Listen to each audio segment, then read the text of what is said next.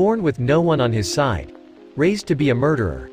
Issei Hyoudou gave his humanity to not become a monster. But even if he might not realize it, that cost was one he could not make up for, and now he wanders the earth with no real goal. Death thirsts for him. Life gets harder with every passing moment. Yet the biggest challenge is beating the darkness within himself. Chapter 1. A spark from the ashes. I don't own high school DxD. Only OCs and all the bullshit I come up with. This is not a rewrite of the original story I posted. This is a full-on rework because I believe I made multiple mistakes and weird narrative choices that clashed with the later parts of the story I had envisioned. So I'm restarting from the ground up. This story is born from the original's ashes. X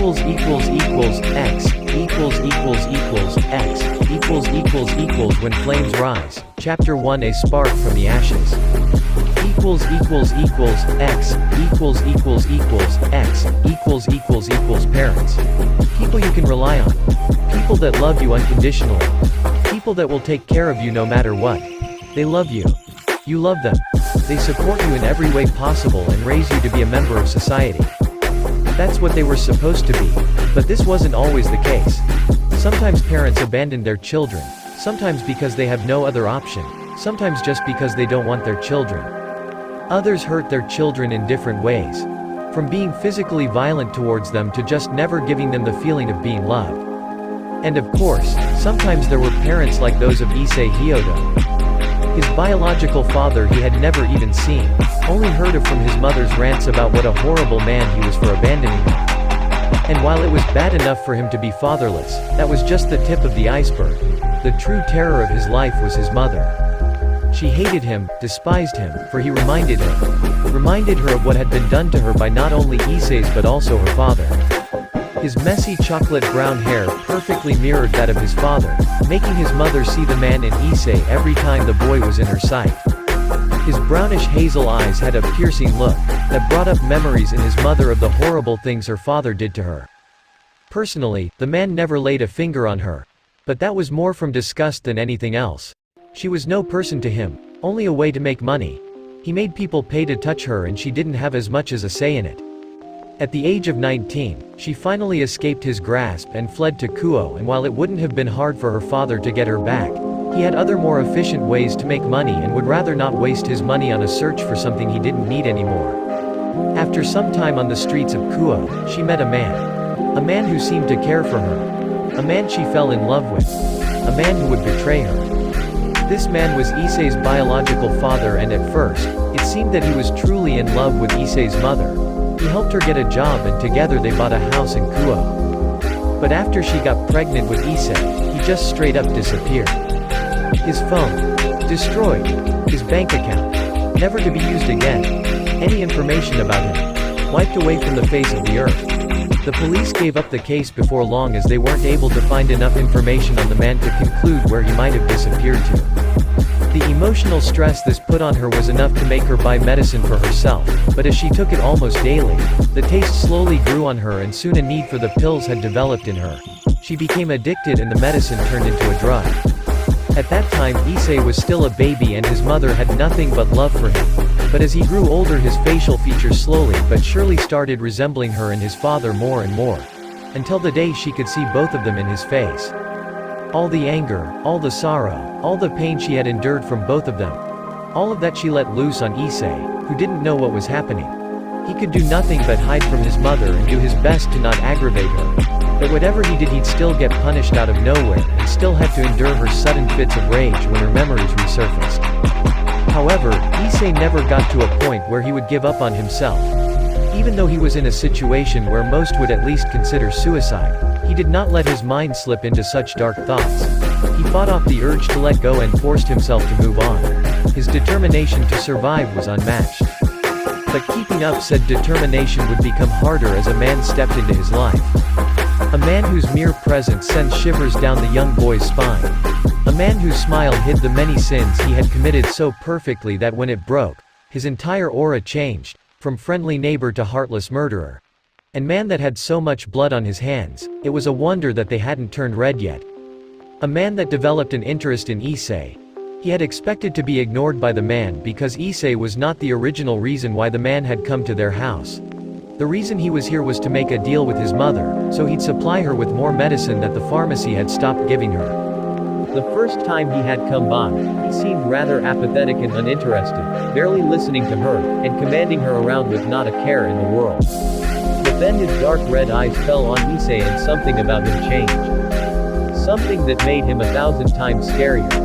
From a typical gangster who had no features that made him stand out much from the crowd, he turned into something much more sinister. His bored expression lightened up in joy, and standing where the simple man had, was now a monster that wanted something from Issei. Issei was almost paralyzed by the fear. A part of him wanted to fall for this facade, wanted to accept that he was being manipulated and just live in this false reality this man was trying to build around them. But the rest of Issei looked past the mask and could feel the dark intentions behind that false smile. Maybe he would have tried fleeing from the man, but that idea was proven worthless once he found out who this man exactly was. Kuo wasn't known for being a peaceful city. The police force was tiny and corrupted. Everyone in the governing body had deep connections with at least one of the dark networks of the city. And this man, that had taken a great interest in him, was one of the most powerful men this city had. He had eyes and ears all around the city, politics in his left and a gun in his right hand. He could make him disappear from the face of the earth with a single phone call. And even if Issei managed to somehow leave Kuo through the forest on its border, he would just be labeled a missing child by the Kuo police force, and in a matter of days, he'd be right back here in the man's hands. Informing the police about the man would backfire in every way possible, and trying to get bigger forces into play was impossible, seeing how Issei was but a mere child with no connections. There was nothing he could do but cooperate and endure. With his mother not even having a say in the matter, he was relocated into a hotel in the center of Kuo that served more as the headquarters of the gang than anything else. Surprisingly enough, he was given a room on his own, which was simple but already marginally better than his prior living conditions with his mother. Though that positive aspect was quickly overshadowed by something way worse. It happened a week after his arrival. X equals X equals. X equals X equals. It had been the probably best week of his life. No beatings, no screaming, no struggle. There had been no one to replace the role of tormentor that his mother had played for such a long time in his life. It felt weird for no one to take over that role. He had gotten used to the constant adrenaline in his veins, always anticipating a sudden punishment for one or another reason, but now nothing happened at all. He didn't dare to exit his room, fearing the mass of people he saw when coming here. He knew none of them, and yet he knew all of them were capable of tearing him apart in mere seconds if needed, or in the worst of scenarios they'd take their sweet time. So he stayed, sitting on his bed, and letting the time pass, his mind wandering off into nothingness, waiting for something to happen, something to change. But the only event he could expect was the man that had brought him here appearing. He always took a plate of food that differed depending on the time of day.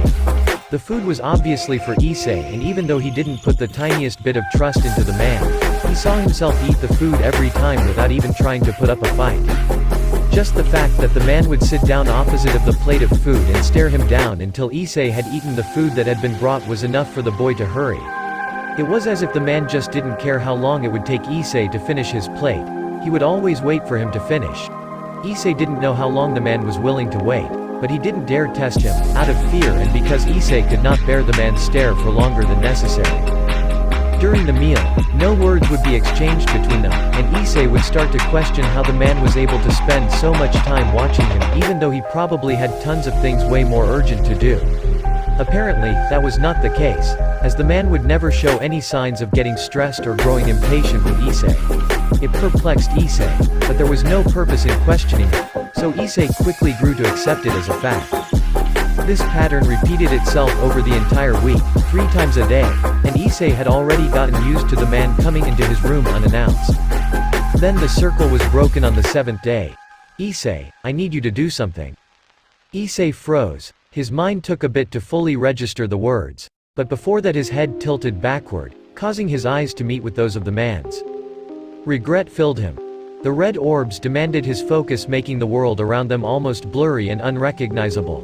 He could not draw back from the eye contact as raging insanity was awakened in his mind and fueled by the two poisonous red lights that were burning their image into his memory. "Please come with me."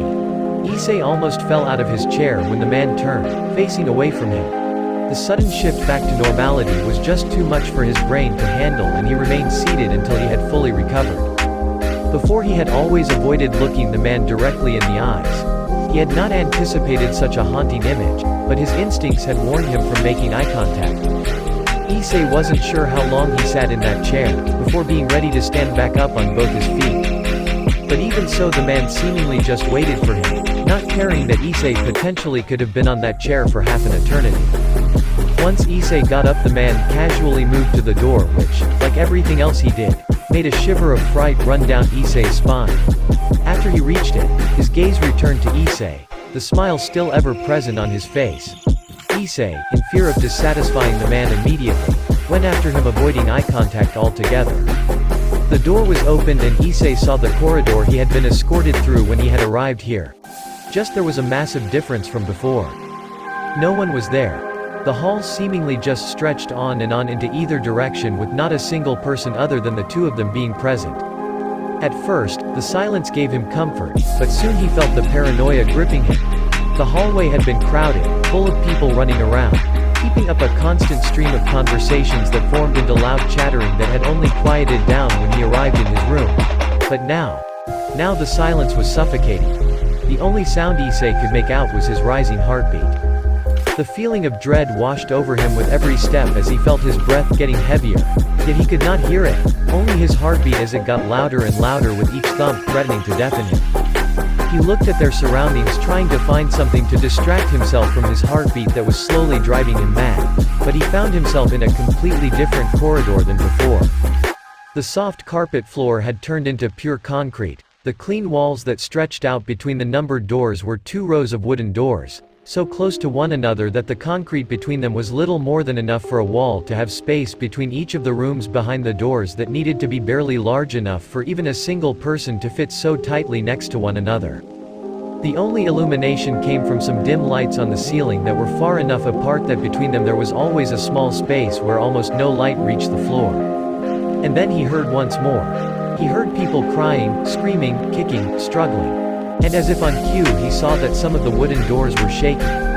Shaking from the people behind them, pleading, demanding, wanting freedom, but they were ignored, the man still walking and Issei still following. Issei wished his heartbeat would once again deafen him and spare him from all those horrible sounds that collided with his thoughts, creating brutal images of what had happened to the people behind those doors to make them act like that. The man stopped abruptly, capturing Issei's attention and getting his mind off those dark thoughts. Issei had his sight fixed on the man's simple shoes, trying his hardest to resist looking up to the towering figure that had ceased movement a moment ago. But in the end, his curiosity got the better of him and his eyes flickered upwards. The feeling of utter regret was instant. The red orbs were staring down at him, taking up his entire attention, cancelling out anything else around them. His mind was on fire, the flames just growing with the pressure that acted as fuel. Every second it felt like he was about to slip and fall into the endless pit of insanity, but he fought against it, not allowing himself to lose himself. Yet, even with the chaos that was raging in his mind, he could make out a difference in the man's eyes. Expectance. The man was expecting something from him, but he could not come up with anything logical that the man could be expecting from him. Without breaking eye contact, the man opened a door beside the two. The motion wasn't even noticed by Issei. He barely even heard the loud creaking sound of the rusty hinges. Right after, Issei was released from the man's gaze and stumbled back a bit, almost falling over. This time it took him only a few seconds to come back to reality, but as he did so he noticed the open door beside them. Gazing into the darkness, he couldn't make anything out inside the room, his mind still recovering. His eyes though were quick to accustom to the darkness present, and soon he saw a silhouette in the darkness, the silhouette of a man on a chair. With every second details on the man became clearer, and soon his mind was plagued by yet another image he regretted ever seeing. The man's eyes and mouth were both shut close due to pieces of cloth that were wrapped around his head. His fingers were completely pale, with no blood in them, due to cables that have been tightly strapped around each wrist. Then he saw the nails in the man's hand, that combined with the cables made it impossible for the man to move his arms away from the wooden armrests. He wore no shirt, which revealed that he had a well-defined figure that was littered with scars, cuts, and bruises, with some more recent than others. The man's legs were held onto the chair more humanly, a simple rope being the only thing holding them in place. He heard a metal click right beside himself, and his eyes slowly wandered to his left, where he was met with the sight of a gun. It was held by the man's hand, whose fingers held the barrel rather lightly, with the grip being the closest thing to Issei. "Take it." The voice was a whisper as soft as always, but this time the darkness behind that soft facade was way clearer than ever before. Issei didn't understand. Not the command, that had been clear enough, but why? Why would the man want him to take a gun? Why right now? Why right here? And then, he realized. Slowly his eyes wandered back to the man who was seated in the room. He was breathing heavily, recognizable by the rising and falling exposed chest. And there, right on his chest, all those cuts formed letters. Dead meat. He was supposed to murder this man. But why? Why him? Why here? Why now? Why was the man giving him a gun? Why was he supposed to pull the trigger? Why was he the one to kill the man? Issei didn't understand. He couldn't understand. It just didn't make sense to him. His brain could not find a good explanation as to why he was chosen to be the one to murder this man. A hand was placed on his shoulder. Issei froze, yet his entire body was shaking in fear. The man's hand didn't feel like just a hand. It felt so much worse. It felt like thousands of needles were stabbed into him, into his skin, into his flesh, into his mind, into his soul, into his very being, and he could do nothing about it. Take it. This time there was no facade. There was no holding back the dark poison that dripped from the words. The mask that hid it was completely removed. And his right arm moved. It was not him who made his arm slowly move to grab the gun. He did nothing, absolutely nothing. He couldn't fight back, only being able to watch as his arm didn't shake in fear, didn't waver in its movement, and didn't reply to his command to stop. It just kept on moving until the fingers reached the gun and slowly coiled around the grip. The man released the barrel of the gun, leaving it completely in Issei's grasp, but the boy was too shocked to even think about that. He only felt the man's hand on his shoulder and his arm gripping the gun. Take aim. The words had come out as a whisper, almost fading before they reached Issei's ear, and again, his arm was out of his control with it following the command the second it was dictated. Issei's vision got blurry from the tears that flooded his eyes. He was about to shoot somebody. Right here and now, with no control at all, just standing there, paralyzed as his arms followed commands that were not his own. He wanted to look away or close his eyes as the gun pointed at the sitting man's head. A slight breeze brushed past his left ear. He at first dismissed it, but soon realized that it was not just a mere breeze, it was breathing from the monster that was making him do all this. His head slowly turned towards the breathing, his eyes every so often snapping back to the man on the chair. Once more he established eye contact with the monster, but this time the monster's eyes were full of mad joy. The mad joy that made them shine just that little bit more.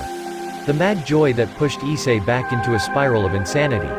He wanted to throw up, feeling the madness, but his stomach felt hollowed out, almost non-existent. He felt tiny, like an ant facing a behemoth that had spotted him. There was nothing he could do, not run, not hide. He was in the giant's sight, and that giant had plans for him. Do it. There was a loud bang, followed by silence. Absolute silence. The ambient sounds of the corridor had gone completely quiet. His head slowly turned. There. A hole. Blood. Running out the hole. The hole in the head of the man he had killed. The bullet had hit its target straight in the left eye, ripping the cloth that worked as a blindfold apart and revealing the victim's right eye, which was staring at the floor without any kind of focus. His entire body had slumped, the muscles relaxed, and any kind of movement had ceased.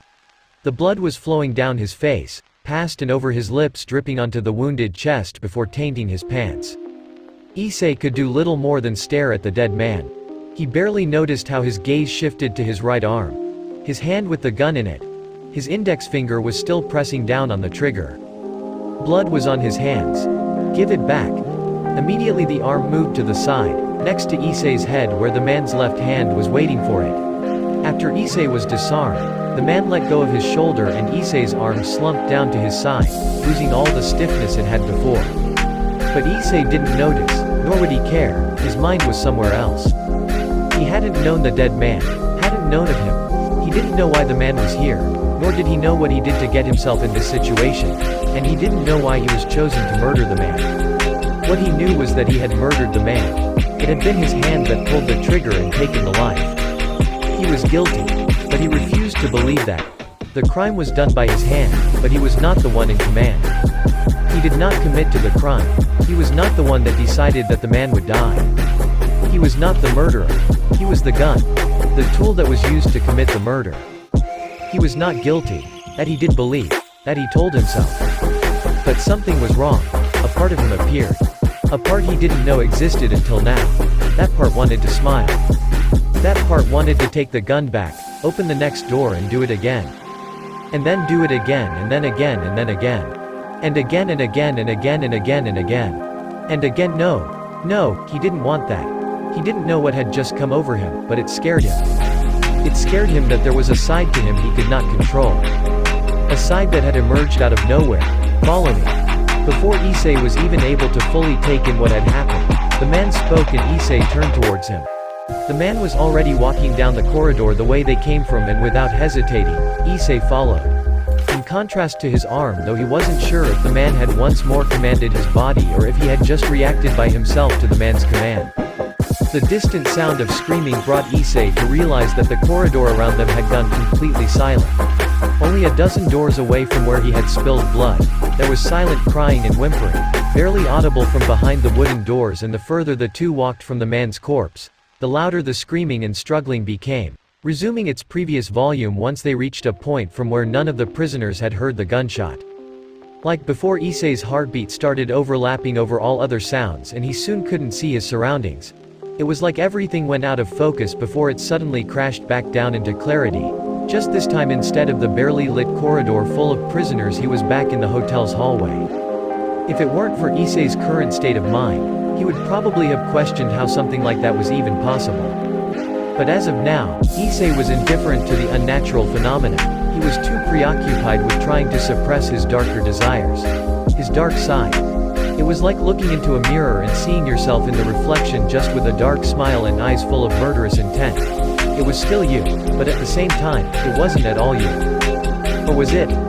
Yes, it was his reflection that showed all the murderous intent, but what he saw in the mirror was not what he felt. He didn't have a joyful smile spread across his lips. He didn't have that mad spark of murder in his eyes. Yet it was a part of him. A part that didn't fit into the rest of his being, but that somehow had made its existence very clear and its desires even more so. But he wouldn't let himself fall into that gaping darkness. He moved forward, away from it. But he could not run from himself, thus it followed, ready to swallow him whole if he were to fall. X equals X equals X equals X equals avoiding the fall into darkness at first wasn't even a challenge, to begin with. It was something Issei did unconsciously, and he doubted he would fall into it even if he tried. Something special about the darkness was that normally it wasn't as big as it first seemed. It was tiny, a small island in the middle of the ocean. He barely felt its effects at all, even when trying to focus on it. But all of that changed once the man was close. He felt it flare up and grow gigantic, making him question if he could even compare to it. His thoughts would be invaded by dark, sinister desires that demanded him to do horrible things. And it grew. Because that man on the chair was not the only one destined to die through Issei's hand. After all, there were hundreds if not thousands of people behind all of those wooden doors. And every time the trigger was pulled, every time a head exploded from the impact of a bullet, every time Issei would kill, it grew. His control slipped more and more, and soon he felt himself aiming at the victims before he was told to do so. After a few dozen more murders, he felt a twisted excitement build up inside of him when seeing who he was going to murder next. After what were probably hundreds, he had a hard time stopping his hand from pulling the trigger before the command was given. The hallway full of rattling doors turned quieter with every time he visited, fewer and fewer people being there for him to murder. With every day, his fight for control with the darkness grew harder. But he didn't give up. No matter how much the odds would go against him, he would continue fighting. Even with no visible end to the circle. But then, X equals X equals X equals X equals they went down the hallway, the only sound coming from their steps on the cold concrete. Issei's right hand was twitching in excitement, wanting to finally murder again after a week of not even a single kill. It had been years since the first time Issei held that cursed gun in his hands, yet he still remembered it vividly. Since then he had grown taller and surprisingly a slight bit more muscular, even though he didn't perform any kind of exercise when he was alone in his room. The most notable change were black veins that had started forming under his skin on his shoulder and had traveled down his entire right arm and up to his face, almost reaching his right eye. It was a detail easily missed at the first glance, only really sticking out once one noticed them. His eyes were darting from door to door, the right one being filled with an almost primal hunger while the left one just followed the notion, almost lifeless. By now the darkness could take control of his right arm and right eye, and with the man around Issei couldn't even stop it from doing so. It was frustrating, but no matter what he tried, it wouldn't stop getting stronger, and in the face of his despair, it just seemed to gain strength. So he stopped displaying those negative emotions in an attempt to stop it from growing. That somewhat worked, but the side effect was that he seemed like a shell of a former person, though what he was before was not much different than what he was now, due to his younger self having hardened up rather fast due to how he was treated by his mother. I have high hopes. Issei looked up at the man, still being a full head smaller than him, with a curiosity he hadn't felt in a long time. The last time he had heard the man's voice was before the darkness had performed each kill without needing any command, already knowing why Issei was here. Something else ticked Issei off, that the man had not turned his head towards Issei. Normally he would constantly keep eye contact with Issei while talking, but now he only saw the back of his head sitting atop his somewhat wide shoulders. But Issei didn't have much time to question the man's unusual behavior, as something else caught his attention, something that shook his world image. Every time they were in this hallway, it would go into the distance with no end, seemingly stretching into infinity. But there, a few meters in front of them, the hallway ended with one last door. The last door from which one could hear somebody struggle. Metal chains rattling. An uneven breathing pattern. Muffled screams of terror. This was it. The last person he had to murder. The last time he had to spill blood. The last time he would be here. All of those thoughts should have made Issei cry in happiness, but he didn't. His sense of happiness was lost with the abandonment of his emotions. His humanity was nothing more than a distant voice in the back of his head. Then the door opened, and he saw someone he thought would be forever out of his life. His mother. Her arms and feet held up by chains on the ceiling and floor, holding her against a wall full of dull spikes that had by now caused a big puddle of dried up blood under her feet. Cuts and bruises were all over her body, leaving her a beaten mess. Only her face was untouched, with a piece of cloth stopping her from screaming, but with her eyes uncovered. Their eyes met, and he could see a spark of hope in hers that quickly faded once she saw the utter hatred in one of his eyes and the murderous intent in his other one. Issei didn't notice his right arm bulging as the black veins seemingly exploded inside of it, coloring it black and making it bulge and grow slightly in size, turning the fingers into sharp claws and building dense muscles, with their only purpose being to move the clawed hands as fast as possible. A massive wing abruptly tore through his shirt, hitting the wall of the small room, making it crack under the powerful appendage. It looked like something you'd expect to see on a dinosaur capable of flight, yet the latex-like texture of the darkness made it look more like rubber than anything organic. His face also wasn't spared from the sudden transformation, as his right side turned completely dark with no real features left other than his mouth and eye that turned into a white empty orb. The mouth split into a smile and revealed its much larger size and sharp teeth seemingly capable of ripping flesh into mere shreds.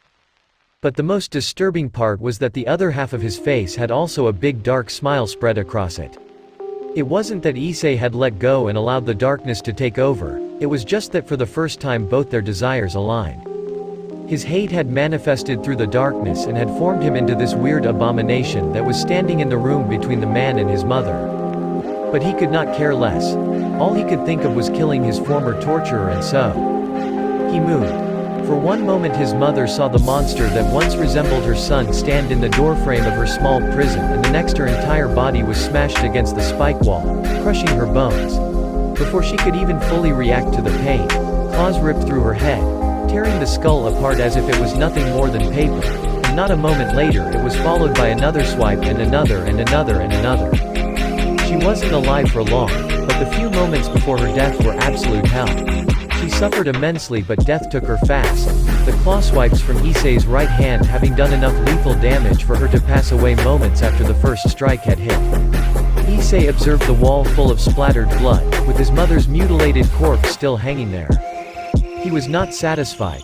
It had been barely enough to do anything against the mountain of hate that had been building up inside of him for all those years. He needed more, he turned. His eyes crossed with those of the man, who calmly watched him as if he hadn't just ripped his mother into shreds like a wild animal. Like always, the eyes demanded his attention, but this time his rage pushed their hypnotic power away and he leapt at the man with no hesitation. His intentions were clear. Stop.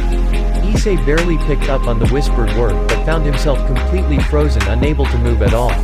His claws were mere centimeters from the man's face, and he was more than willing to just rip him apart just then and there.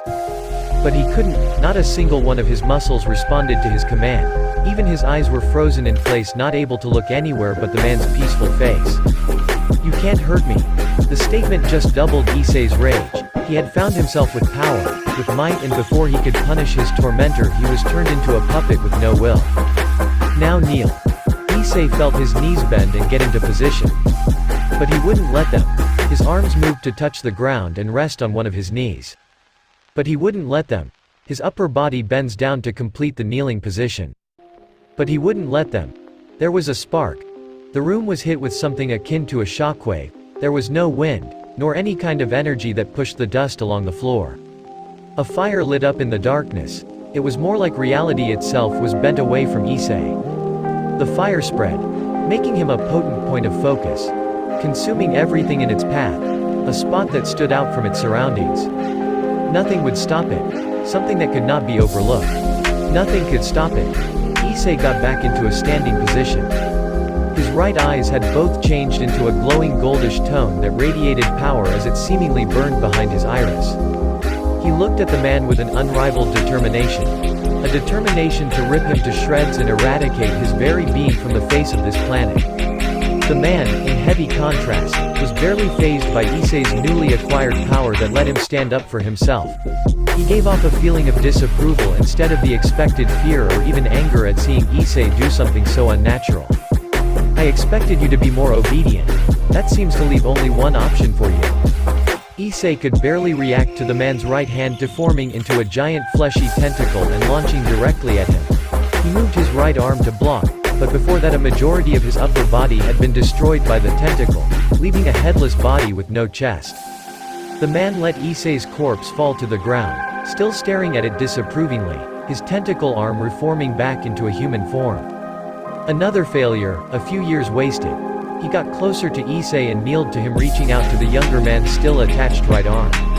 But before his fingers could make contact with it, he felt an energy flare up from Issei, causing him to instinctively jump backward. This turned out to be the right call as Issei's body lit up in white flames a second later. At first, the fire behaved like any other flame would, flailing around wildly with no foreseeable pattern. But that changed quickly, as the flames seemingly compressed into themselves, getting smaller, yet denser, forming a layer of liquid-like fire that wrapped around the entirety of Issei's body. It expanded further, filling in the places where Issei's head and chest had been before the man had ripped him apart. Within moments those places seemingly reformed from the flames, bringing Issei back to a state before his transformation, only his right arm remaining consumed by the darkness. The flames then disappeared as abruptly as they had appeared, fading away as if they hadn't been there in the first place. Only those around the black arm remained, resuming a more realistic behavior instead of tightly sticking to the skin. Seeing this, the man's expression grew frustrated. That wasn't supposed to happen. Having no other options, the man let both his arms deform into masses of flesh tentacles that promptly rushed Issei, filling out almost the entire hallway. Issei, seeing this, felt the energy within him flaring up with his determination and dashed right at the mass of tentacles, his right arm outstretched towards them. The moment the flames made contact with the tentacles, they were turned into nothing more than ash. The man, feeling his flesh being destroyed, promptly used one of his tentacles that had already moved past Issei to reach back and pull him out of the mass of tentacles. Issei was flung against a wall, but he shrugged it off with little care for any injuries the attack might have brought him. His burning rage stopped him from formulating any kind of strategy against the man, and so he was more than ready once more to launch himself at him. But the man wouldn't give him the time to do so, launching another barrage of tentacles, that caused Issei to move his right arm in front of himself in a very amateurish defensive stance. Thankfully it was enough to defend himself as the flames flare up, making a small wall of fire that was extremely efficient at keeping the tentacles at bay. Slowly he began pushing the wall of tentacles back. But as Issei started feeling confident, a single stray tentacle shot along the ceiling past him, intended to use as a way to attack his unguarded back. Seeing this, Issei immediately turned to protect himself, which, ironically, left his back wide open for all the other tentacles, and before he could realize his mistake, he was thrown through one of the doors in the hallway. Normally this would be rather advantageous for him, since the rooms were so small that the tentacles had almost no way to get past his burning arm, giving him enough time to formulate somewhat of a plan. But behind the door, there was no simple room. Instead of landing in a small room with maybe chains on the wall or a chair in the middle of it, he found himself in a ginormous completely white area, so big in fact that he could not see an end to it in any direction, due to a thin fog obscuring his sight after a certain distance. The weirdest aspect by far was the door he had been thrown through. While the door had been destroyed and lay in pieces in front of the frame itself stood in the middle of the room, not attached to anything. Yet the man came through the door as if from another room. I guess there's no point in holding back anymore. Issei didn't know what those words meant, only for the man's body to ripple, changing in every aspect. His legs split each in half, before being encased by a few tentacles each, making them stronger than his normal human feet by a long shot. His arms once more formed into thousands of tentacles that were twitching around wildly. The man's face split open like a flower, each of the leaves being filled with tiny sharp teeth. Issei took a few steps back. He had expected to be something other than human, but he hadn't anticipated such a massive visual change. Before he could ponder more about the monster's looks, the tentacles of the beast shot out to the sides, turning in an arc directly towards him. He was being attacked from both sides. In an attempt to dodge them, he jumped backward, which worked for the initial attack, but once the tentacles smashed into each other, they were assimilated by one another, which caused more tentacles to directly emerge from him. He wasn't fast enough to dodge them, so he chose to block them. The first one he punched with his right arm, and like all other tentacles it crumbled upon contact with the white flames, but as Issei was still focused on the one he had just disintegrated, he suffered a devastating punch to the gut. The impact caused Issei to taste some blood in his mouth, and before he could recover, the barrage of blows continued. Something emerged from the flames. The sudden burst of power made the tentacles recoil in both instinct and caution. It stood, watching its flames conquer the darkness that had once held it. The flames on Issei's arm grew bigger, wilder, stronger. The creature revealed its wings. A mad spark was visible in his eyes as he pulled his arm back. And it took off. And punched. The flames flew from his fist, assaulting the tentacles like missiles, barreling through them straight towards the monster's main body. The beast reacted appropriately, not letting itself get hit by the burning missiles, but it still suffered from the immense pain that came from its flesh being burned into ash. Retracting his tentacles, he looked over to Issei. Issei stood looking at the piles of ash between the two of them. A pleased smile on his face and raging flames around his right arm. Pulling back the tentacles, the monster let them form a giant ball of mass before throwing it towards Issei, obscuring his vision of the main body. Issei responded as expected, reeling his arm, and punched once more, causing a massive wave of flames to engulf the ball of flesh and quickly take care of it. But once it had crumbled to ashes, Issei took note of the monster's absence, which immediately put him on high guard, but before he could do anything to ensure his safety, felt a hand settle on his head. Pain. He could not scream, frozen in place. He only felt the pain pulsing from his head, streaming through his entire body. It felt like a hand was clawing at his soul, attempting to pull it apart or remove something. But he wouldn't let it. His rage and determination fused once more and got off the clawed hand. Meanwhile, the hand on Issei's head twitched, as if directly reacting to what was happening inside of Issei. As Issei fought of the hand, it started fleeing, but Issei followed. He wanted it dead, he wanted it to suffer, it to regret what it has done, it to pay for its sins. An inhuman scream came from behind him, and he felt his body fall back under his command. With a quick jump, he moved away from his enemy.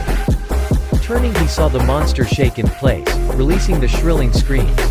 It stayed like that for a few moments before its fingers ripped open and revealed a glowing white flame that was eating it from the inside out. In a panic, the beast detached its burning arm, only for more holes of fire to appear all over its body. The flames had already spread. Flailing around wildly, it attempted to somehow extinguish the deadly flames, but no matter what it did, the flames remained, eating its flesh, turning its bones into ash, destroying its skin. Meanwhile, Issei was watching in silence. He quickly realized that the battle had been decided and noticed that his right arm felt different again. Looking down, he saw that the arm had returned to a human form, the veins having completely vanished. In his peripheral vision, he caught a glimpse of something rapidly approaching. Almost instinctively, his senses stretched out towards that general direction, colliding with something that he felt a connection to. And the next moment, the flaming tentacle had stopped in place. Issei looked up and saw the still burning mass of flesh that was seemingly struggling against his mental hold on it. But as it crumbled down, he loosened his hold, seeing that the threat was reduced to a pile of dust. Looking further, to where the tentacle had originated from, he was faced with the smoldering corpse of the monster, the man that had tormented him for so long. Now he was nothing more than an inhuman skeleton that was actively being eaten by the fire that had appeared on Issei's arm. He tugged on the connection that he had used to stop the tentacle, and in an instant, all the flames in the area flew towards him. He followed them with his eyes as they flew towards his right arm and seemingly sunk into it, disappearing within it. Something in Issei told him that he should be happy, basically overflowing with joy, but he wasn't. He had just killed his tormentor, the man that had forced him to murder in an attempt to make him lose his humanity, yet he still felt like chains were still attached to him. And at least some of those chains were there because Issei knew that the man had succeeded. His humanity was just a voice in the back of his head that was barely audible to him. At first, Issei had despised murder, crying himself to sleep for days after his first few victims, but with the constant repetition of the event and the growing need to hold his darkness back from taking over, his emotions and morality were pushed into the background, leaving behind what was now standing in this empty room, with the corpse of the man, a being whose only connection to the old Issei was the drive to move on, the burning determination to keep going and never let go. Then the false reality around Issei started crumbling.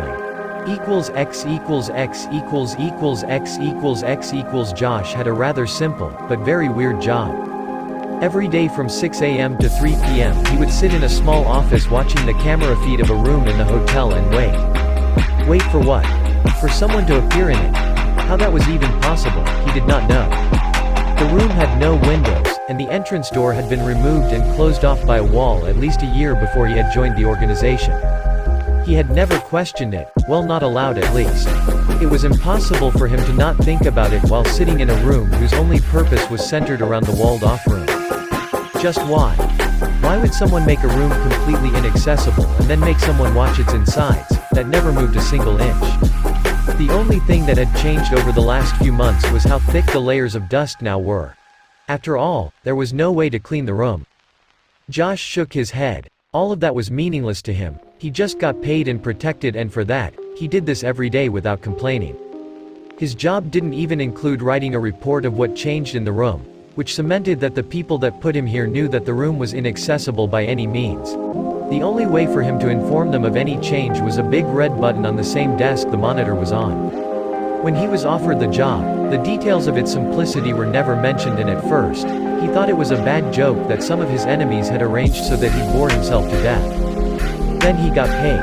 The sheer fact that he got so much money for something so simple shocked him, but he soon concluded that it was not for him to look this gift horse in the mouth. He'd probably fall into a deep rabbit hole that he would not be able to crawl out of, and he'd rather be a small insignificant part of whatever this was than being hunted by people who could pay stupid money to a guy for sitting in a room and looking at a screen. He didn't even care that it was a boring job that he had to attend 63 hours a week. The 49 other hours he had of free time combined with 57 hours of sleep made up for all of it. Of course, he could squeeze more time for himself by sleeping on the job instead of taking a good 8-hour rest every night, but he was way too scared that he'd piss off the people who had hired him on the off chance of someone appearing in the room and him not being awake to respond to him. It was the same reason why he complied with their demand of not taking anything into the room to distract himself with. Maybe that's why he was picked for the job. Honestly, he didn't know. But in the end, it didn't matter to him either. He had his comfortable life, and they had their guy surveilling an empty room. And even though it was his job, the very reason he had been hired, he almost flew off his chair when someone appeared out of nowhere, just in the middle of the room. To be fair, it looked like literally, reality had cracked in the middle of the room, before a young man around the age of 16 appeared in the middle of the room, falling a few centimeters, making a wave of dust that had not been moved for years. Josh barely even took notice of the fact that his hand had slammed down on the red button. His mind was trying to decipher what he had just seen. It made no sense. It was beyond logic. But before his mind could fall into theorizing territory, the door to his tiny room was slammed open. The sharp sound made him take notice of the flaring alarms that were going off in the hallway, previously muffled by the heavy door. He turned and saw one of the men that had hired him with a gun in his hand. The barrel in his direction, the muzzle flashed. Then his life flashed in front of his eyes. It made sense. His job was to press the button, no more no less. He had no purpose beyond that. Josh was never reported missing. His friends knew better than to annoy the men who took him. X equals X equals equals X equals X equals Issei found himself in utter darkness. For a single moment he thought that he had somehow perished, but that thought was banished from his mind when his senses informed him about his surroundings. It smelt like something old that had not been cleaned in years. The air was full of dust as was the floor. He quickly determined that he was not blinded in any way, but somewhere with no light. His ears picked up the faint sound of footsteps, but before he could focus more on it, he started to cough due to the thick dust in the air making it hard for him to properly breathe. Before he could fully recover from the small coughing fit, he perceived a loud drilling noise in front of him, followed by the sound of something akin to a grenade launcher, but Issei didn't know what a grenade launcher sounded like, thus he didn't expect the explosion that followed right after. The grenade ignited only a few meters in front of Issei, blowing him back through the dark room, making him collide with a chair and a table. His ribs had been shattered into tiny pieces that were lunged into his collapsed lungs. His skull looked like a giant had sucker punched him. No one would recognize his body in this state.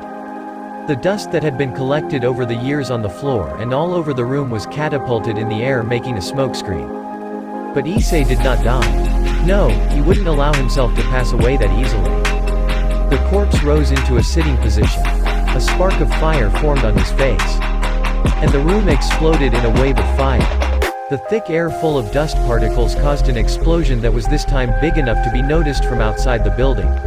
Most windows on the top floors were destroyed and the top of the skyscraper came down taking the entire hotel with it, destroying a few other buildings that stood close. Issei was buried under some concrete, not much due to him being very far up the building and not on the bottom floors. He used the flames that he had lit up to destroy the rumble that had crushed him and let his body fully regenerate. After a few moments of waiting he was fully healed and climbed out of the rubble. Looking around he was already figuring out how to get away. There was no good in him staying here. He attracted attention and he'd rather stay low for the time being with his limited knowledge of the world and the fact that he had basically declared war against a giant organization by not only killing their leader but also bringing down their center of operation. He quickly realized that his getaway wouldn't be easy due to him not only being in the middle of Kuo but also naked, for his clothes did not share his invulnerability to fire. But what if they were? He mentally commanded some of the flames around him. They immediately turned white after falling under his command and began wrapping around himself. With some concentration they reformed and like with his flesh when it regenerated through the flames, clothes appeared right where the fire pulled itself back to reveal them. His clothes were identical to those he had worn all the time during his time trapped with the man. A black jacket with no particular details, a white shirt, black jeans, and black shoes.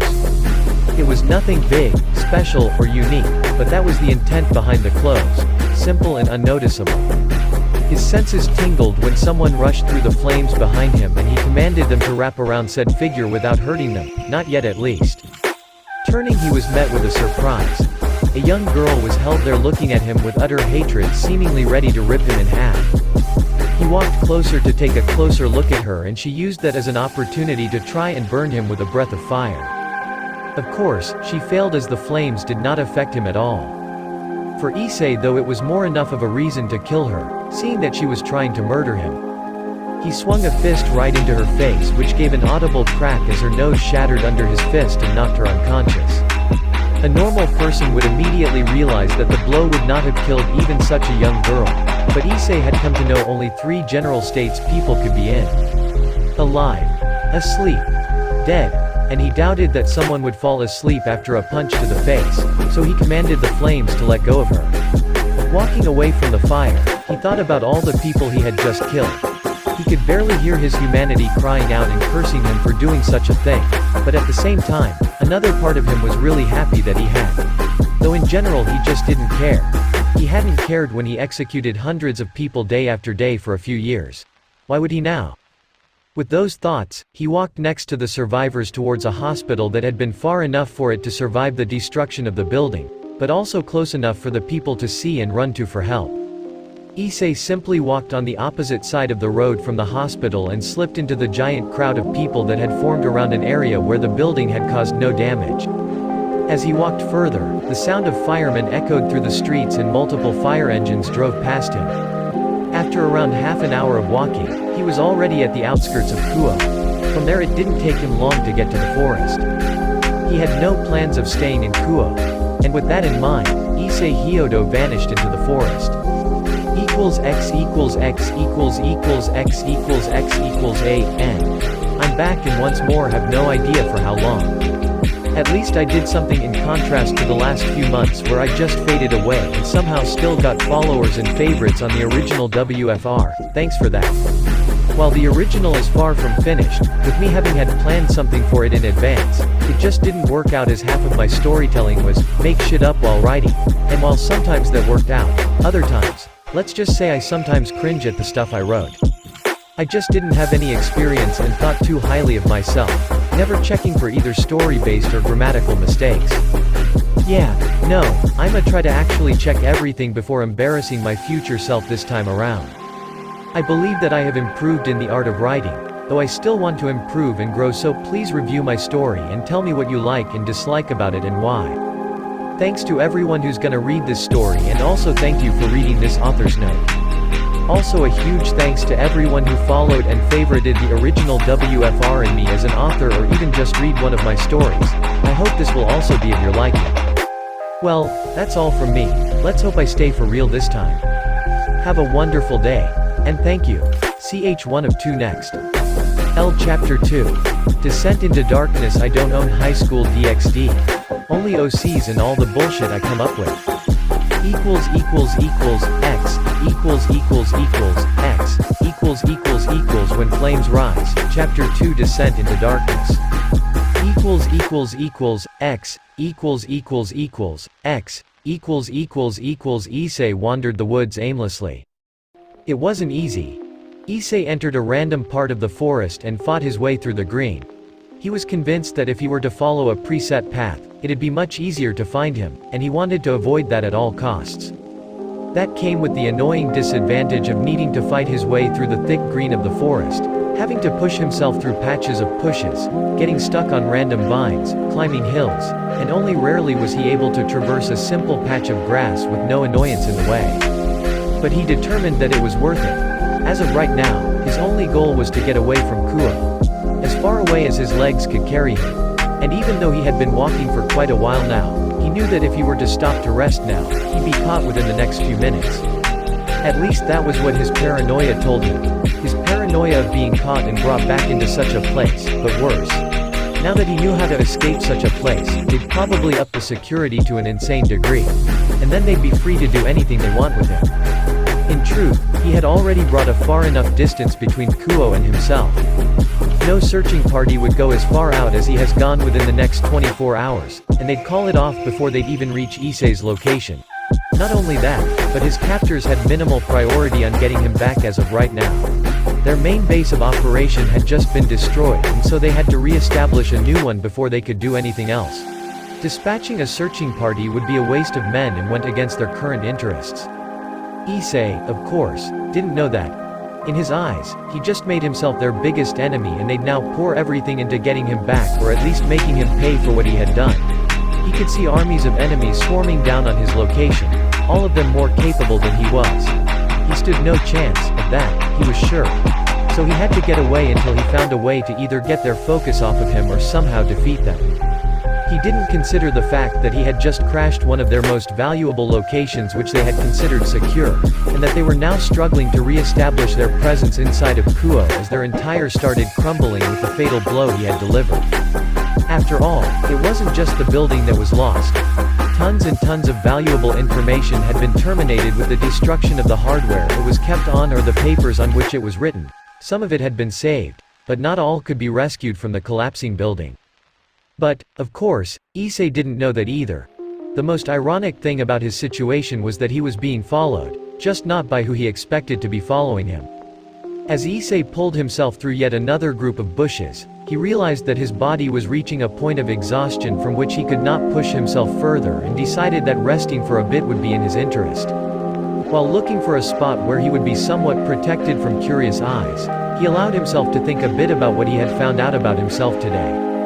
He wasn't human. If he were a human, the battle with the man would have ended differently, he wouldn't have made it this far, and he wouldn't have survived the explosion or the collapse of the building. But if he wasn't human, then what was he? He didn't know. One thing he was sure of was that he had been human before, but that had changed. He just didn't know how or why. But even so, there was a tiny piece of humanity still in the back of his mind clinging on, refusing to let go no matter what. It carried his signature determination, even if it had barely any impact on his actions. He didn't fight it, didn't try to push it away, but still, something inside of him was actively trying to snuff out that last little flame of connection he had to his past. And while that small war was happening on the edges of his mindscape, he was ignoring it, letting it wage on without the slightest care in the world. X equals X equals X equals X equals. There was a man in the shadows, following his target silently and without letting them wander out of his sight. While his face was hidden in the shadows of his hat, there was no doubt that a big smile had taken over his expression.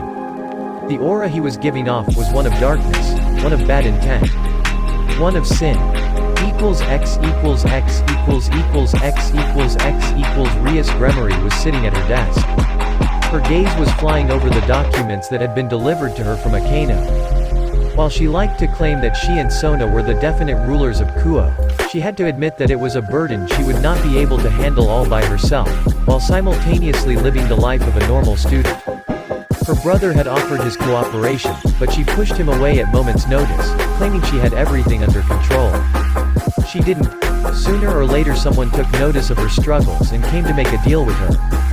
The man's demands had been very simple and easily accomplishable. Her name on the city. While he stayed in the background governing the entire city, without giving her anything to worry about, she claimed the city in, not only her but also Sona's name. At first, she didn't see what benefits he would gain from such an action, but after some time she realized how barely any supernatural being dared come near the city. Her and Sona's names had the weight of two Satans behind them, with one of them being strong enough to compete with the most powerful of beings from the supernatural.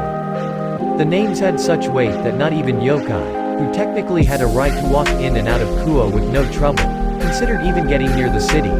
They knew that Yasaka wouldn't start a war with the devils if one of them was murdered by the god-level Satan. It seemed cruel and uncaring, but it was clear that the yokai had barely any fighting chance against the devils, giving them a very good reason to avoid any kind of conflict with them. Though this protection didn't seem to last.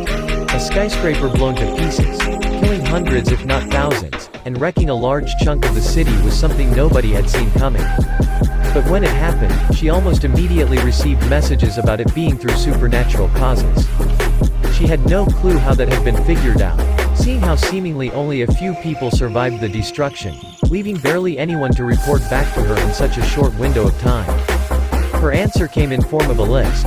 It was a list that informed her how a big number of people who had been claimed dead had survived the strike due to their supernatural nature and used it as an opportunity to disappear into the supernatural without causing anyone to question their absence.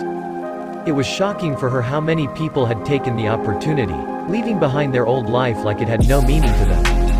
How could someone do that? Another document that caught her attention warned her about a certain individual. This document has a Level 5 access level. Read at own risk. Project name, PLBD, redacted. Project subject number, 27, project purpose, redacted. Project description. The subject was taken in at the age of redacted on the redacted. Taken to redacted and injected with redacted under the surveillance of redacted, held in redacted. The subject is to be fed 3 times a day by redacted, and under no condition is the subject allowed to redacted. After random periods of time the subject is to be brought to redacted, to come in contact with redacted, to redacted. This will result in redacted. If performed wrong this might result in the subject redacted, or redacted. If successful in redacted, the subject is to be exposed to redacted. Afterward the subject will be used to perform redacted. If the last step is performed successfully, it must be repeated until the subject redacted. Subject 27, before project. PLBD, redacted, UDOU. Brown hair. Hazel eyes. Redacted, no known supernatural connection. Subject 27, expected results after project. PLBD, redacted, resembling a human with redacted, absolute, redacted. Subject 27, before, absolute disaster, during project. PLBD, redacted. Subject 27, currently during absolute disaster, after project. PLBD, approximately, humanoid. Brown hair. Hazel eyes. 185 centimeters in height. Knowledge of the existence of the supernatural, but no connection to it. Rias looked multiple times at the document, reading every line between the black boxes formed by all the text that had been redacted. She had no idea what this project, PLBD, or subject 27, were, trying to squeeze as much information as possible from what she had gotten. But that wasn't the only thing that stood out to her. Something that immediately took her interest was the 4 letters emerging from an unfinished redaction. UDOU, she didn't know what they meant, nor if they were purposefully left uncensored for her to see. But even so, there was nothing she gained from them. Finally, her gaze shifted to the underlined paragraph, which was also the only one with no censorship at all. It was a very vague description of this subject, 27. And didn't give her any lead to finding out more about this individual other than a confirmation that it probably wasn't human, supported by the paragraph about the expected results for this project, PLBD, where subject 27 is described to resemble a human, which implied that it wasn't human to begin with. But even so, she barely got enough information to gain a significant mental image of subject 27. Sighing, she decided that she needed to go through the rest of the documents first. She'd only waste time running in circles around one of many weird documents that had been sent to her. X equals X equals equals X equals X equals Issei felt the sweat pouring down his face. Climbing a rock wall was no easy task, not even with his unnatural strength and stamina. His stomach was empty, and it had been some time since he'd last taken a sip of water. The sun shining through the leaves was giving him a slight headache and the harsh rocks were making it hard for him to get a good grip on the wall. Though he was fairly confident that after this wall he'd be far enough away from Kuo to consider himself safe. It was the last challenge on this road of his. The last obstacle to halt his progress. The last thing to try and stop him. The top was near, only a meter or 2 away from him, and his never-ending determination flared up inside of him, giving him a small boost of energy. Pushing himself, his fingers finally took hold of the edge and he. "May I help you?" Issei's head shot up. He felt the adrenaline start pumping again. There, right on the edge of the cliff was a man, dressed in a very fancy, yet simplistic suit whose face was hidden under the shadow of a fedora. His entire attire was colorless and even his skin was a pale grayish color. Both his hands were folded behind his back as he was standing relaxed yet in a rather stiff pose. Then the man's aura hit him.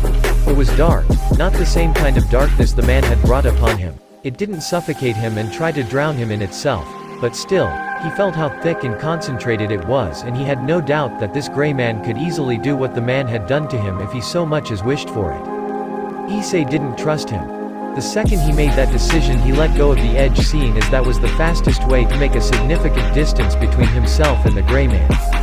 But before he even started falling, the man's position changed in an instant, suddenly holding his left wrist in one hand as he was leaning down to the point where his head almost touched the ground, while his legs stayed perfectly upright. Now. You haven't even heard what I have to say, yet you already try escaping me. Issei barely took note of what the man said.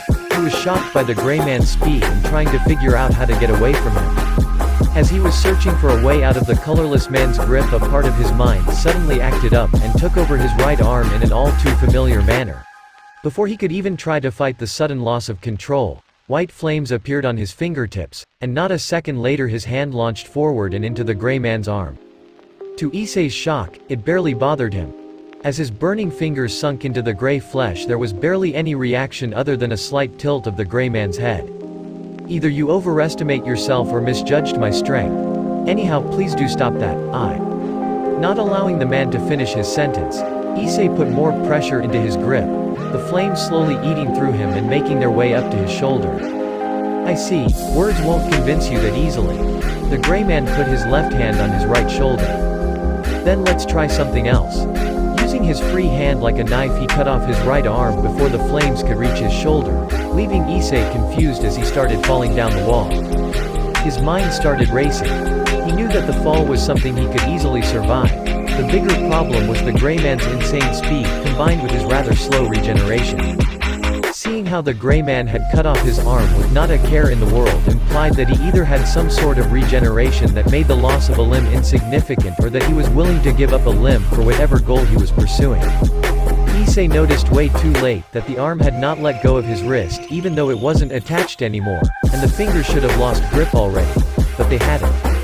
Still burning up from the inside due to Issei's flames, the arm suddenly pulled itself forward and coiled around Issei's throat, momentarily cutting off his oxygen supply and forcing his entire attention onto itself. Instinctively, Issei took hold of the arm and tried pulling it off. At the same time, he felt his senses extend like before, and feeling the flames inside the arm, he forced them to flare up and consume the gray flesh faster. His efforts resulted in him pulling the arm far enough from his throat to continue breathing, but not enough to pry the arm off completely. Before he could think of a way to turn the situation around in his favor, he impacted the ground. His back took most of the hit, causing his spine to shatter in multiple places but not break. His skull wasn't spared either, being broken open by a simple rock that was now drilled into the back of his head. Issei felt his grip on life loosening, but the greedy hands of death weren't even close to reaching him. Focusing, he felt his regeneration kick in and a by now familiar warmth spread across his entire backside. But before he regained control of his body, he felt himself falling once again, as if the ground had just disappeared from under him. His blurry vision didn't allow him to catch on with what was truly happening around him, and soon, he felt like chains were being dragged around him, as his body froze in place, remaining unmovable even after he regained control over it. Soon his eyes regenerated to a point where his vision returned, and he immediately put them to use. Surprisingly, it wasn't the forest in which he found himself again, it was a dark room whose only illumination came from a lamp far above Issei's head, making it hard for him to make out anything outside the light, in the darkness. Looking around, he realized that his eyes weren't frozen like the rest of his body, and in his peripheral vision he saw that chains were coming from his left and right that were glowing a goldish yellow. Yet even so, they weren't giving off any light, keeping anything in the darkness around them concealed. They seemingly disappeared into the ground not too far from his side. He wasn't fully sure, but he believed the chains to be the reason for his almost total immobility. Otherwise, there wouldn't be a purpose for them, at least he believed so. After a few more seconds of waiting, the white flames that were still healing him vanished again, having restored his body to a healthy condition. But even so, he was unable to move at all. The scene reminded him of what he had done to all those people in the hallway. They had been restrained, unable to move properly, forced to await their demise through him, often suffering through immense pain while doing so. Some of them probably even still having a spark of hope in their dire situation, only for them to be the next on the line for him to execute. They had been in the same situation he found himself in now, and like him now, they hadn't known what would come next. What came next was a bright flash of light, forcing Issei to close his eyes to the best of his avail. That was unfortunately limited to him rolling his eyes back into his skull as far as he could, because his eyelids were as stiff as the rest of his body in contrast to his eyes.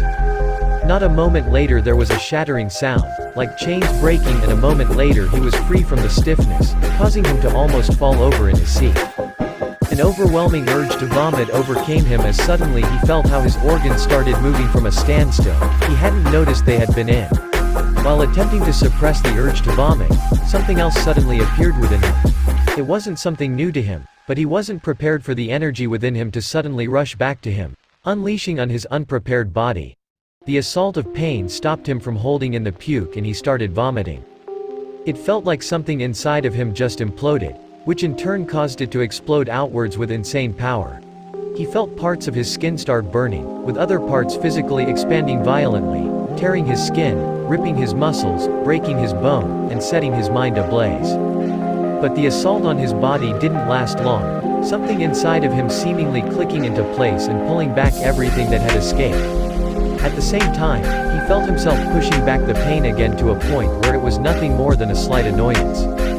Finally having the full control of his body back, his senses came back to him and the first thing he felt was the vomit under his fingers as he found himself on all fours with puke still dripping from his mouth. But before he could do as much as stand up, he felt his blood freeze in his veins with his heart also stopping to beat. Before he could react to his new state of being powerless, he was pulled up on his feet and sat back down onto the chair he had been sitting on before. This time even his eyes were out of his control, and they were forced to look in front of him, where 6 individuals stood, looking at him. Each of them unique and with a different expression. The one on the very left was a younger man looking to be in his early 20s with a constant color palette of purple and yellow being present in his fancy clothes. The most notable features of his clothing were the monocle, cylinder, and cane, which combined with his rather calm but slightly interested expression gave off the feeling that he knew something crucial that Issei didn't. Going with his look were his heterochromatic eyes, one yellow, the other purple, and his hair that was a chaos of both colors. Next to him was a younger woman, and Issei couldn't help but notice that something about her felt off. Her hair was a dark blue that Issei could barely differentiate from black. She didn't seem to have anything that unique about herself that stood out as much as with the others, yet he felt a bit uneasy looking at her even though she looked way more frightened and irritated by him, looking away when their eyes met. In the middle stood 2 people, one of them being the man he had seen atop the cliff and in front of him another tall pale man. Like Issei had suspected, the gray man seemed to have some sort of regeneration, his arm having grown fully back without a trace of it ever having been detached. The pale man, whose red eyes gave off a soft yet threatening glow, was dressed in black armor with red detailing on it.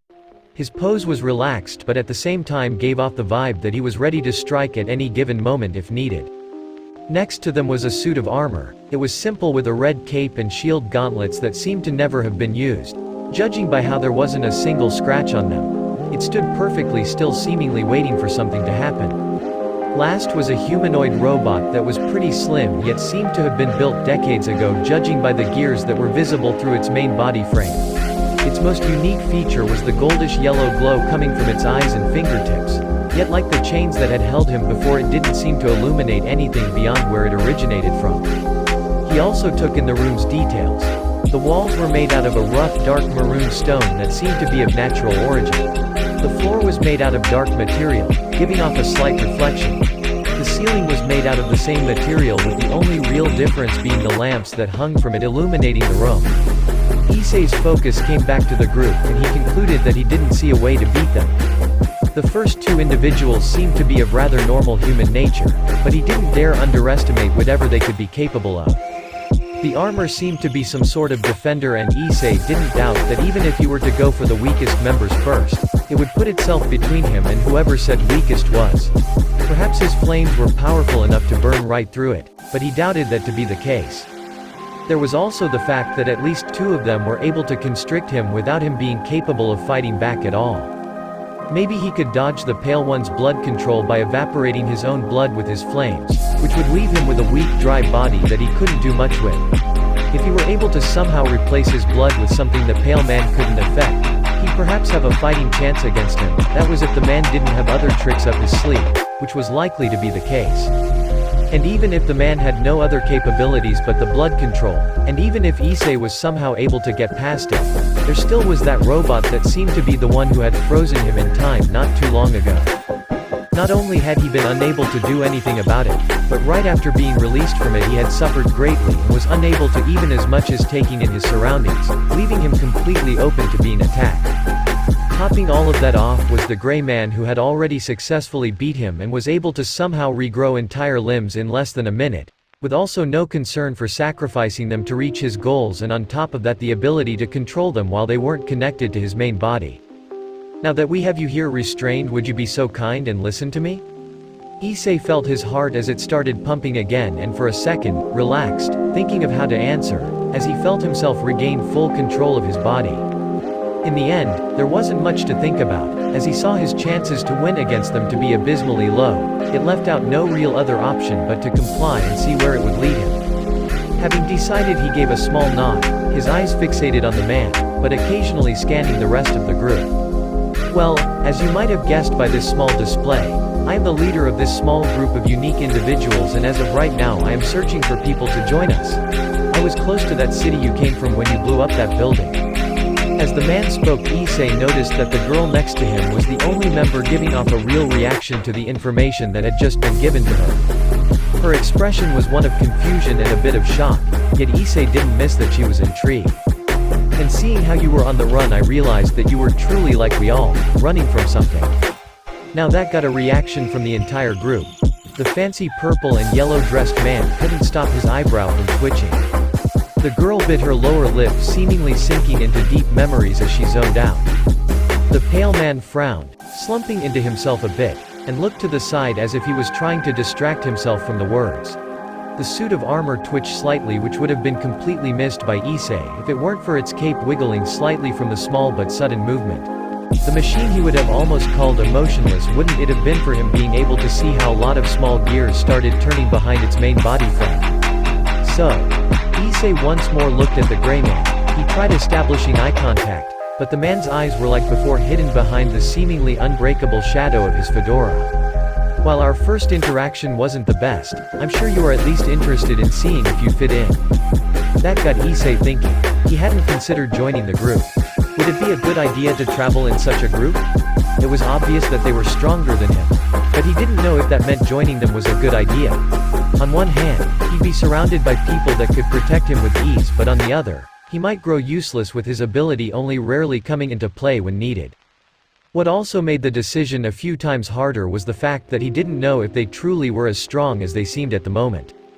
Sure, it was true that they held him down for now, but it could be that those abilities that limited him ran on a strict time limit, explaining why they chose to use blood control to restrain him the second time instead of using those chains once more. But even if they were very strong in comparison to him, how did they fare against the rest of the world? Was this group the only ones with unnatural abilities, and was that why they were being collected, with only a few others that were like that working against them?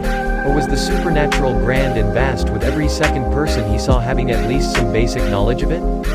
Are these the top elite, the upper limit? Or was he losing to a bunch of bottom feeders that had millions upon millions of predators?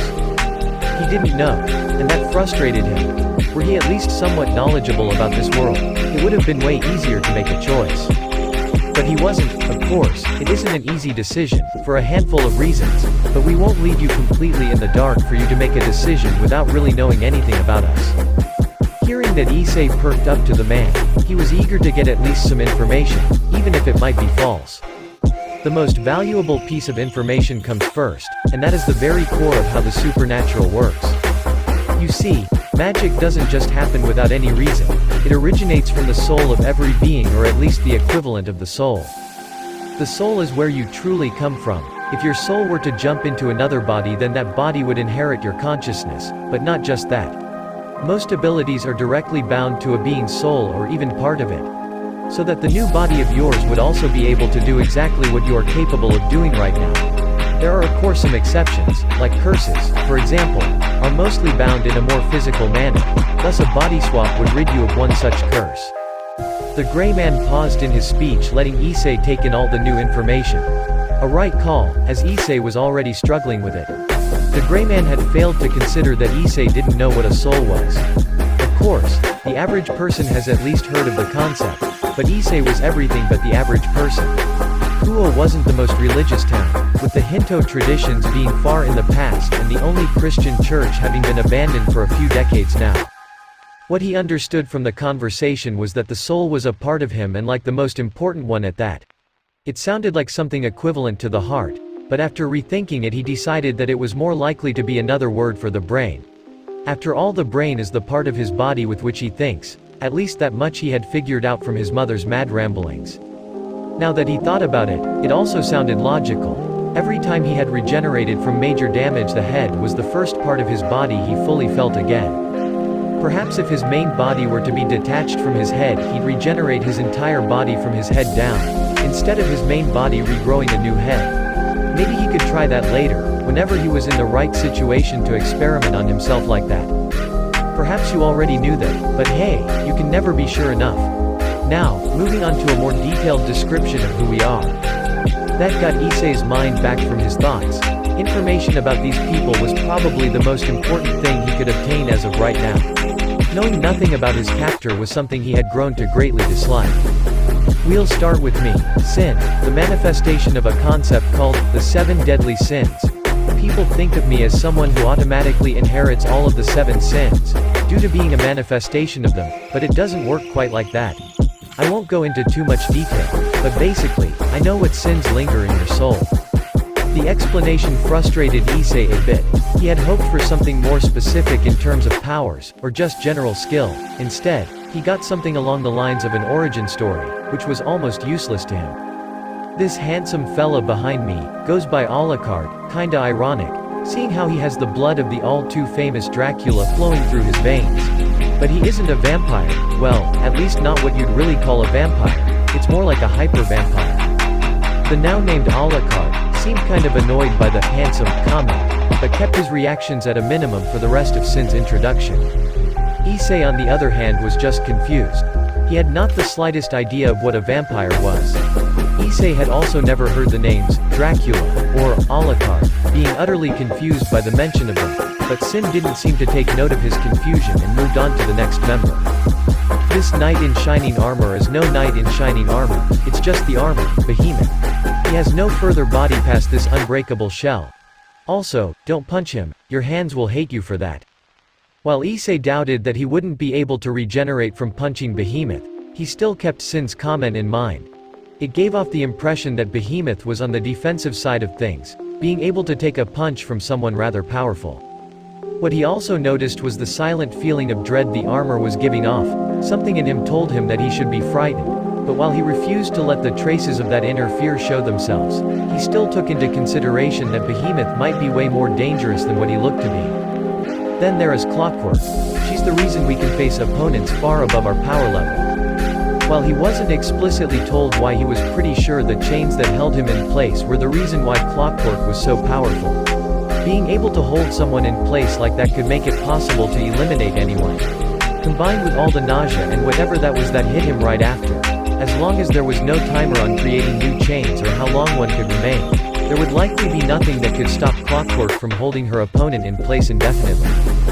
We can't forget about Kuruma. The boy always knows what he's doing, and he can somewhat predict what you're going to do. It isn't the most consistent thing, but it can come in really handy. Issei felt like he got the least information for Kuruma. The guy didn't have any distinct body features that set him apart from a normal human. Of course, there were his eyes and hair, but that wasn't enough to give Issei an idea of what the young man was capable of. The smallest of hints he got came from the fact that he was supposed to somehow predict what Issei was about to do, but future sight sounded a bit too ridiculous for Issei. Everything else could be explained in some twisted way through this concept of soul, where all the energy of one seems to be stored, but how was that supposed to make you see the future? Nonetheless, he wasn't ready to fully discard the idea yet. After all, he just got introduced to this weird new world, so he had to just go along with whatever was happening until getting a clearer picture. Last but not least, there's Eay, our newest addition to the team. She's a wild card and has always something up her sleeve. He took what he said about Kuruma. Eay was truly the one he had not the slightest of ideas about. She looked no different from a normal human, and the only thing that confirmed her unnatural capabilities for him was an uneasy feeling in his stomach when looking at him. Then he noticed something rather off-putting.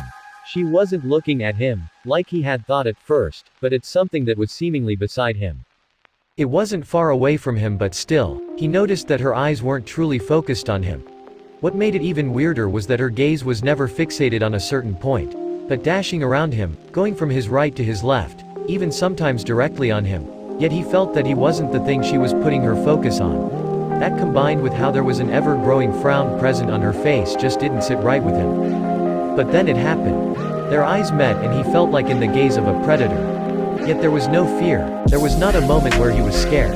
She was a predator and he acknowledged that. He just wasn't her prey. The moment was a very short one, as she immediately turned away, taking away the weird feeling the second their eye contact was gone.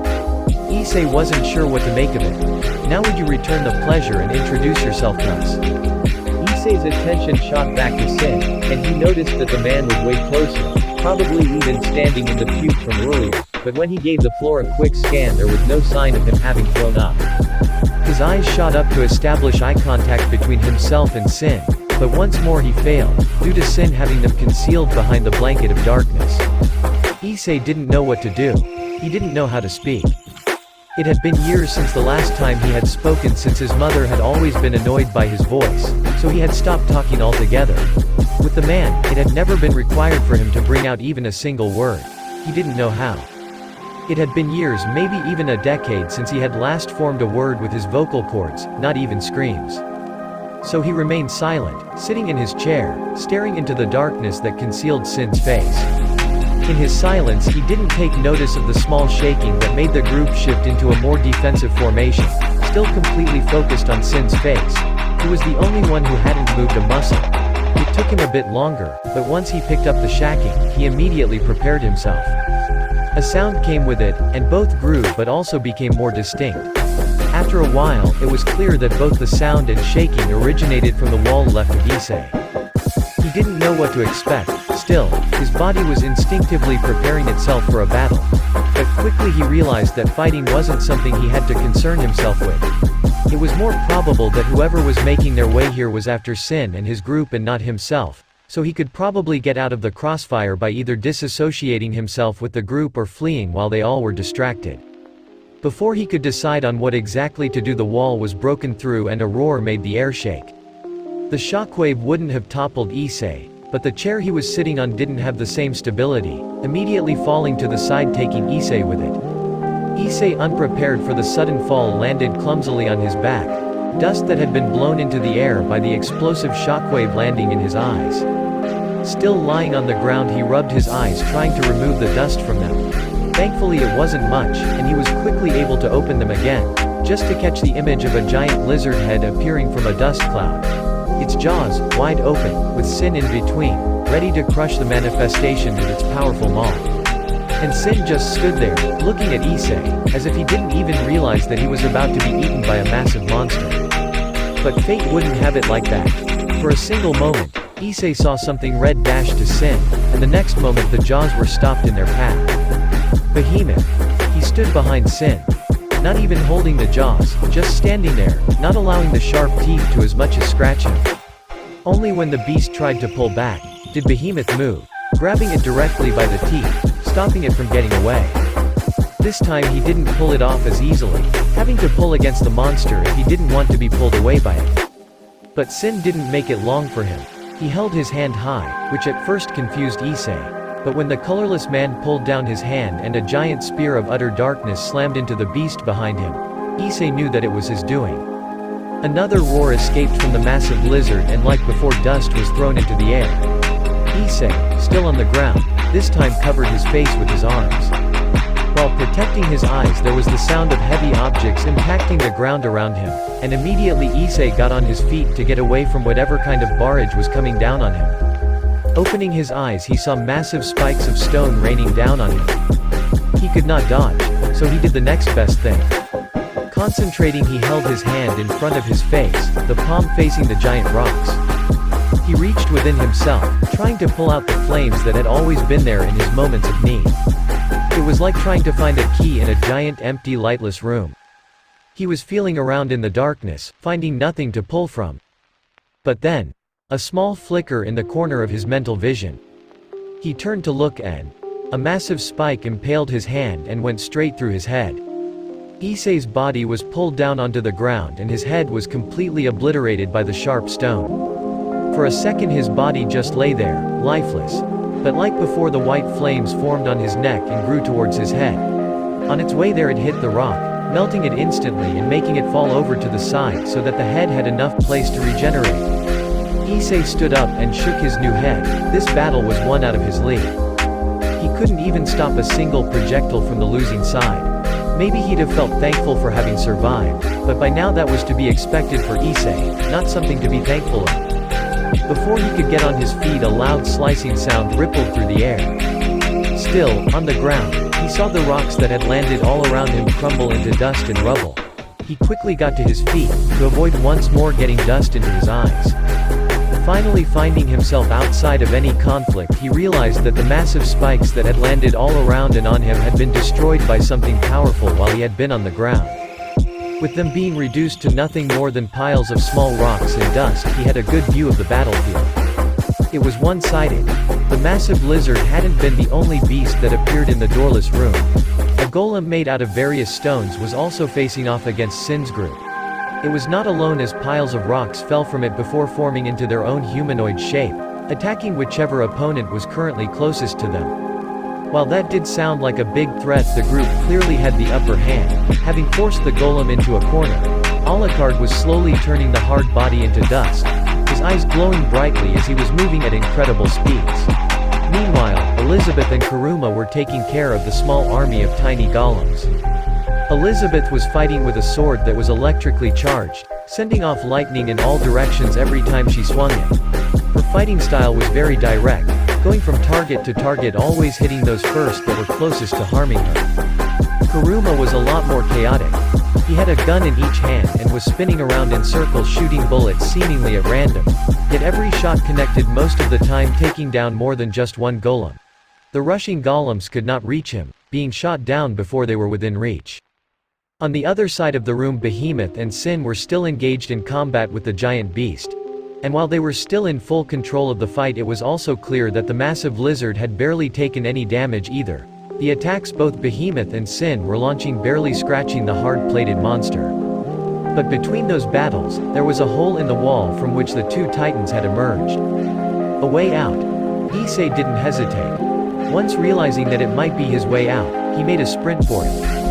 To his annoyance, it wasn't as simple as just running to the exit and getting out, as one of the small golems noticed and came for him. He saw the stone monster reel back with its arm, but with barely any fighting experience he couldn't think of a good counter and just held his arms in front of his head in an amateurish defensive position. It didn't help him when the rock fist slammed into his stomach. He was launched back a few meters, on the way blood splattering all over the floor as it flew out of his mouth. Thankfully he landed on his feet instead of his back, but he didn't hold himself up, dropping down onto a kneeling position. He saw from the corner of his vision how the golem was once again sprinting at him, ready to break some more bones of his. But Issei wouldn't have it. He had finally escaped his prison only to be captured again, and now he couldn't even get past a simple enemy his captors were mowing down with ease. No, Issei was gonna get out of here. A shadow traveled the forest. He wouldn't allow himself to get caught again. It was on the hunt for its prey. Standing back up, he reached back into himself, and everything that would stand in its way. The instant he felt the slightest of connections, he reached for it. Was its prey. And pulled. The golem was already reeling back its arm for another punch, but this time Issei felt something akin to instincts move him. He used his kneeling position to catapult himself forward with a powerful jump. In the same movement, his arm launched forward, and his fist collided with the golem's. He felt his knuckles crack and a ripple went through his entire arm. But Issei discarded the pain, for a smile to come upon his features. The golem's arm had cracks all over it, the fist even being destroyed and turned into rubble. It had taken at least as much damage as he had, but he had the advantage. He didn't fear injury. With that thought in mind, Issei easily ducked under a left swing from the golem, using his left arm to swing at the stone monster's stomach. This time his hand barely suffered any damage, but the golem split in half. Its top half plummeted down onto its bottom half and lay still as the golem's movement ceased. Having secured his victory, Issei's focus once more jumped to the hole in the wall. But before he ran for the door, he noticed something. He still felt the pain in his stomach and hands. Looking down at them, he also realized that both his arms had turned black like his right arm had before when the man had fought him. But this time his regeneration hadn't kicked in to heal him. Issei couldn't allow that. Regeneration had become something vital to him. It was what had let him survive until now. If he wouldn't be able to heal himself, he'd already been dead multiple times. He felt a spark. Feeling inside himself, he reached for it. And pulled. The darkness disappeared from his arms, seemingly sinking into his flesh and making them look more human again. Instead, white flames appeared on both his hands and stomach, healing him like they had already done many times before. With the confirmation that his regeneration was still intact, he resumed sprinting towards the exit, the battle between the intruders and the group slowly being decided as the golem only stood on a single leg with his arms crumbling by the second and the giant lizard showing cracks on its scales. But Issei did not bother to check up on the exact states of battle, more focused on getting away from it. Finally reaching the hole in the wall, Issei climbed through it into a long, slightly upwards angled tunnel. Without thinking much, he started running up the rocky pathway. There were rocks all over the place, and every once in a while, he had to pull himself up and scale the wall like a climber would. Thankfully, the creatures that had created the tunnel were titans in comparison to him, so he never had to fear it getting too claustrophobic for his liking. Still, even with the ample space, it was a hard climb. But what made it all seem more than worth it, was the literal light at the end of the tunnel. It signified a way out, and from there he could escape the situation in a way less linear fashion, making it significantly harder for anyone to follow him. Something that ticked Issei off was a reddish hue the light seemingly had. It came off as mysterious, and Issei really disliked mysteries. The concept of not knowing something and having to go through convoluted trials to find out about that something was one he'd rather avoid. It would be so much easier if the information would just be laid out for him, and he'd just have to make a simple choice from there. But by now he had realized that nothing that wasn't set up in some kind of way worked like that. There were always mysteries that could hold keys to insanely important information, yet that information remained hidden until found out. There was no simple perfect answer for everything, and Issei truly hated that. Of course, his wish was childish and with no chance to become reality, but nonetheless he despised the complexity of the world he lived in. Taking a deep breath, he embraced his newfound freedom as he finally crawled out the hole, but what expected him there ruined his plans immediately. It looked to be an endless wasteland that stretched on and on into the horizon and further beyond. The sky was filled with gray clouds that, like everything around him, had a red hue to them. In front of him, there was nothing, just a very pale reddish empty flat area that consisted of nothing more than stone and went far beyond his vision. Turning around, he was faced with something more promising, a forest. Of course, it couldn't be a normal forest, that'd be too easy. It was a forest made out of charcoal black trees that had nothing but blood-red leaves on them. It seemed like what a kid would depict as the evil version of a normal forest, but Issei wasn't really bothered by that, as it was what gave him the highest likeliness to escape from his captors, the massive, deserted area in his back not being comparable. Within seconds of entering, he noted how dense the forest was, forcing him to move in slaloms to dodge some of the trees that just stood around. He was thankful that the forest didn't have vegetation growing on the ground. It would have made traversing it one hell of a nightmare. After a bit of wandering, he noticed how the trees generally changed formations, giving him a clearer path to walk on through. At first, that seemed like a blessing, but within the first few steps, he realized that if he were to stay on the path, it'd be way easier for anyone to track him down. So he went off the path. As he started randomly walking back into the forest, off the path, he noticed a single tree that stood out to him due to an X being carved into its bark. He decided that not caring for it was way easier for now and kept moving through the forest. Once more the forest became densely packed, making it impossible to look where exactly you were because the trees were blocking any view you may have had. Issei didn't care for the most part, but that changed once another path slowly appeared in front of him, just like before. Confused that he found another such path in such a short time, he started doubting that the forest was as simple as he had believed at first. Going back to where he had left the path the first time, he looked and, to his dismay, found the tree with the X on it. This was a clear indication that the forest had some kind of space wrapping abilities, which meant he had to follow the path or find some way out of the spatial loop. Breaking a spatial loop sounded like hard work and required that he had somewhat of an idea of how those things worked. And even though he walked through a spatial distortion for a big part of his life, he never even tried figuring out how it worked, just accepting that it did work. With no real other options, he walked down the path the forest had made for him. The path wasn't simply a straight line, it was a twisting and turning path that he could barely see more than 10 meters of before another corner hid the rest of the path from his view.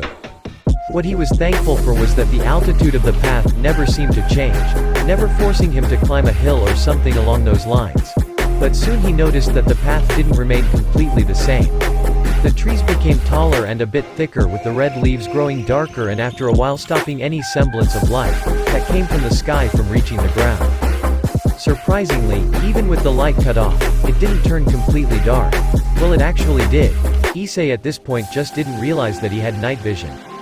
A bit deeper in the forest, the trees had already reached extreme heights in contrast to what they were when he entered the forest. From being barely triple his height to dwarfing him even if he were 10 times his current size. Slowly Issei was growing tired of the forest, hoping that it would finally conclude itself in some kind of manner. As if the forest had read his mind, the path ended after one last corner and Issei found himself in a massive clearing that was surprisingly still lightless through a massive ceiling of leaves. But none of that caught Issei's attention as much as what was in the middle of the clearing. An obelisk. A 2-meter-tall floating black obelisk with blood-red runes all over it, floating in the middle of the clearing, motionless yet radiating some kind of energy above a smaller dark rock in the ground made out of the same material, also filled with blood-red runes. But that wasn't all. Something about the decorated monument pulled Issei towards it. But what Issei didn't realize immediately was that his interest in the structure wasn't just uncommonly high, but that he was physically pulled towards it. Once he took note, he stopped his own body. He had enough experience with it moving outside of his command, and he didn't desire to re-experience such things. Still, the obelisk made him curious, and he couldn't shake off the feeling that he had to do something with it. He wasn't sure what, and he was kind of cautious about that decision. Yet even though it wasn't his own, the decision to act had already cemented in him, and so he did. His palm slowly moved towards the obelisk, pausing right before it, hovering above the blood-red runes that had started glowing under his palm. In a moment of hesitation and doubt, but in a zap of determination to fulfill what he had decided upon, he dropped his hand on the stone. Pain. There was a massive spike of utter pain. He felt it in his bones, in his flesh, in his blood, ripping and tearing at him as it chipped away his sanity. As his body was in utter pain, his consciousness drifted into darkness. Equals x equals x equals equals x equals x equals death. When one thinks of it, an event comes to mind. Maybe a prediction of one's own end. Or perhaps a memory of someone else's passing. Rarely does one think of a representative. Of course, the Grim Reaper is heavily featured in modern media, and there are also many other characters in fiction or mythology made to represent the event of death. And while most of them truly are connected to death, none of them truly represent it. Death, you see, is not just an event, it is an entity, and even though death seems to be a neutral force, it has desires. Very few, but still it desires. What does death desire? To reach those it cannot touch, to take the souls of the immortals, to reap the bodies of those that cannot die. But because it knows that those goals are as of now unobtainable, whenever it sees an opportunity, it strikes. And so death did. The body of a woman. Her soul tainted in darkness. Death gave her a new purpose. And sent her to bring death. An immortal. Equals x equals x equals. Equals x equals x equals. Damien spit out blood. It had accumulated in his mouth after being thrown against the brick, and right now he needed all the air his lungs could fetch him. Is that all? He barely mustered the power to look up at the man, no kid, that had thrown the punch. A boy, no older than 9 years, stood at the entrance of the alleyway, his fists burning in blue flames, lighting up his childish face with the big blue eyes and the ginger hair. Come on, I've been waiting so long for this moment, and now after finally, all the stars have aligned, you are just going to die. I can't let that happen. Damien pulled himself up. The kid was right. This was no time to die. Beaten up by a child. Fuck, was that a stupid way to go?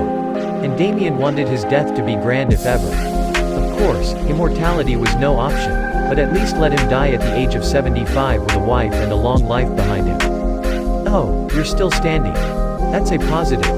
Damien looked at the kid. His brown eyes were barely visible through the long brown hair. Look, kid. That got the child's attention. I don't know what you want, or why you are attacking me, but if you think I'll just fucking take it. Damien stood before the small crater in the wall, rage and determination fueling him. "You're dead wrong."